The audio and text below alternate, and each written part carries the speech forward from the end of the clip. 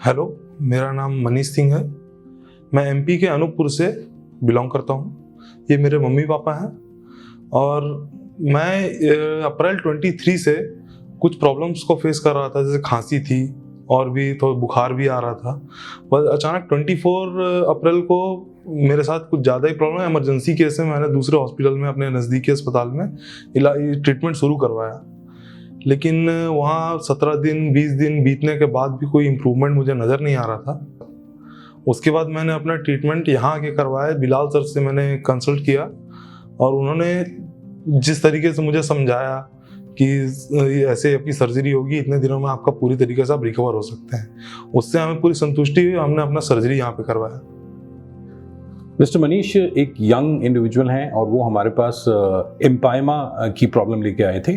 Empyema thoracic एक बीमारी होती है जहाँ छाती के अंदर पस एक्यूमुलेट हो जाता है। इसका कॉमनेस्ट कॉज जो होता है हमारे कंट्री में वो ट्यूबरक्लोसिस होता है और इनिशियल ट्रीटमेंट में चेस्ट ट्यूब के माध्यम से उसको हम लोग ड्रेन करते हैं। लेकिन कुछ पेशेंट्स में वो ड्रेन होने के बाद भी लंग के ऊपर एक मोटी परत जम जाती है जो कि लंग को अपनी नॉर्मल पोजीशन में आने से रोकती है और लंग अगर अपनी नॉर्मल पोजीशन में नहीं आता है तो वहाँ पे स्पेस रह जाती है और उस स्पेस में बार बार जो है पस इकट्ठा होता है और उस स्टेज पे पेशेंट्स को सर्जरी की ज़रूरत होती है। नॉर्मल सर्कमस्टांसेस में ये सर्जरी ओपन सर्जरी की जाती थी जहाँ पे छाती में कट लगा के उसको ओपन किया जाता था और लंग्स के ऊपर उस लेयर को निकाल दिया जाता था। हमारी एक्सपर्टीज़ और आजकल की तारीख में हम ये सेम सर्जरी 3 छोटे छोटे कट्स के माध्यम से करते हैं जिसको हम वैट्स डिकॉर्टिकेशन या थोरैकोस्कोपिक डिकॉर्टिकेशन सर्जरी कहते हैं।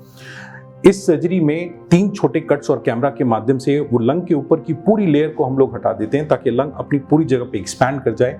जो वहाँ पे कैविटी या रेजिडुअल स्पेस रहती है वो ख़त्म हो जाती है और लंग्स चिपक जाते हैं अंदर से चेस्ट वॉल से और वहाँ पे फ्लूइड एक्यूमुलेशन या पस के एक्यूमुलेशन होने की स्कोप जो है 0 के बराबर हो जाती है। यही सर्जरी हमने मनीष जी की।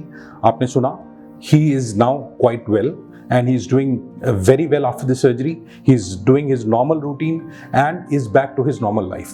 So सही टाइम पे वैट सर्जरी करने से ये पेशेंट के लिए एक वरदान की तरह साबित होता ही है और इसका जो बारे में लोगों का जानना और जागरूक होना बहुत ज़रूरी है। सर्जरी के बाद अब मैं काफ़ी अच्छा फील कर रहा हूँ और जैसा कि सर ने और मुझे बताया कि आपको एक्सरसाइजेस करनी है, प्रॉपर डाइट लेनी है, उस पर मुझे ध्यान देना होगा। और हॉस्पिटल में जितने दिन भी मैं था यहाँ पे मेदांता में, मुझे अच्छी डाइट मिली, अच्छी एक्सरसाइज मिली और मैं सर्जरी के दूसरे दिन ही चलने फिरने लगा था। मनीष सिंह मेरा बेटा है। इसका ट्रीटमेंट के लिए मैं आया था मेदांता।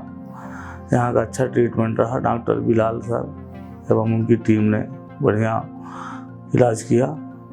इसके लिए मैं आप सभी को धन्यवाद देता हूं, डॉक्टर बिलाल एंड टीम, पूरे स्टाफ को और मेदांता का। इसके लिए मैं सदा शुक्रगुजार हूं।